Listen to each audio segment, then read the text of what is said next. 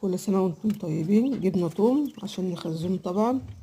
فرمت العيش وقلت ايه احط الحبة كتاكيت الهجينة اهو زي ما انتم شايفين. وعشان هما مش جعانين بصوا سايبينهم كده مش عايزين ياكلوا، هو لازم ياكلوه، ده اول مرة احط حاجة ليهم. فقلت برضو لازم تشوفوا اول مرة احط اخلط ليهم اللي في الاكل برضو حاجة. بصوا هما زي ما شايفين، بصوا بيجوا رايحين جايين عليه برضو عشان ايه لسه ريحته نفاذة قوي.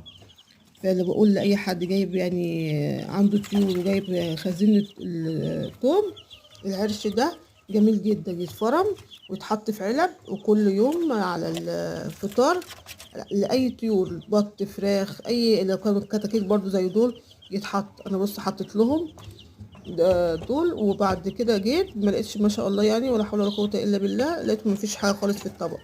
فده كويس مضاد حيوي ليهم برضو زي ما انتوا شايفين، بس هو عشان مش جعانين ما كلوش.